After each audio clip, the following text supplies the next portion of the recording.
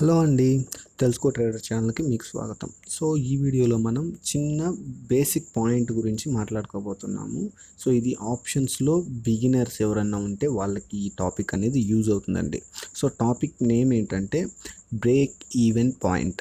So break even point సింపుల్గా beep అని అంటుంటారు. సో దీని యొక్క లాంగ్ ఫామ్ వచ్చేసి బ్రేక్ ఈవెన్ పాయింట్ అనమాట. బిఈపి అనమాట, బిఈపి. సో అర్థమైంది అనుకుంటున్నాను. సో దీన్ని ఎలా అర్థం చేసుకోవాలి అనేది ఈ వీడియోలో నేను చెప్తాను అనమాట.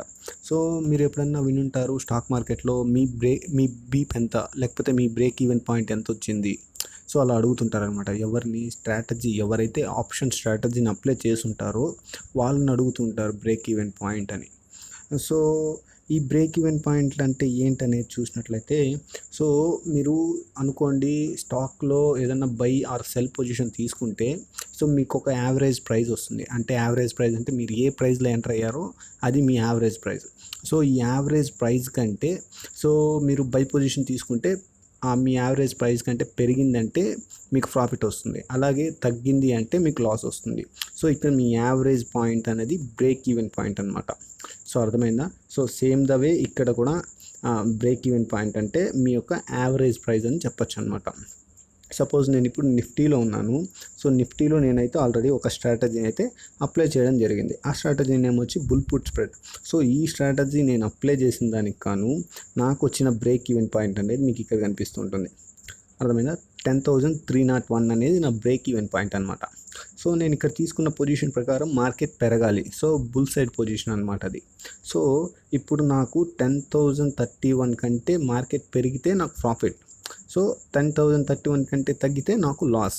సో ఇక్కడ నా బ్రేక్ ఈవెన్ పాయింట్ అనేది 10,031 అనమాట.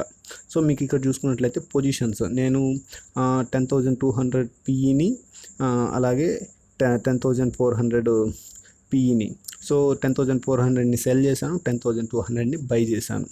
సో ఈ స్ట్రాటజీ చేయడం వల్ల ఒక బీప్ వచ్చిందండి. మామూలుగా ఇవి 1 లేదా 2 వస్తుంటాయి. అది మీరు అప్లై చేసే స్ట్రాటజీ మీద డిపెండ్ అయి ఉంటుంది అనమాట. సో వేరియస్ లెగ్స్, మల్టిపుల్ లెగ్స్లో మీరు ఆప్షన్ స్ట్రాటజీని కనుక మీరు అప్లై చేసినట్లయితే మీకు 2 బీప్స్ వస్తూ ఉంటాయి. Short guts, short స్ట్రాంగిల్, call ratio, back spread, so ఇలాంటి వాటికి మీకు డబల్ బీప్స్ వస్తూ ఉంటాయి అన్నమాట. సో బీప్స్ అంటే బ్రేక్ ఈవెన్ పాయింట్స్. సో అర్థమైంది అనుకుంటున్నాను. సో బ్రేక్ ఈవెన్ పాయింట్ అంటే ఏం లేదండి, మీ యొక్క యావరేజ్ ప్రైస్ అని చెప్పొచ్చు. మీరు ఏ స్ట్రాటజీ అయితే అప్లై చేస్తారో ఆ స్ట్రాటజీలో ఏ పాయింట్ నుంచి ప్రాఫిట్స్ వస్తాయి, ఏ పాయింట్ నుంచి మీకు లాస్ వస్తాయి. సో ఆ డిసైడింగ్ పాయింట్ ఏదైతే ఉంటుందో దాన్నే మీరు యావరేజ్ ప్రైస్ కన్నా భావించవచ్చు, లేదా బ్రేక్ ఈవెన్ పాయింట్ కన్నా చెప్పుకోవచ్చు అనమాట. సో ఈ వీడియోలో చెప్పిన టాపిక్ అయితే చిన్నదే, బట్ ఇది బిగినర్స్కి చాలా యూజ్ అవుతుందండి. సో ఇది చాలామందికి తెలీదు. సో అందుకోసమే ఇది వీడియోలో ఇదైతే చెప్పడం జరిగింది. థ్యాంక్ యూ అండి. Thank you for the watching video.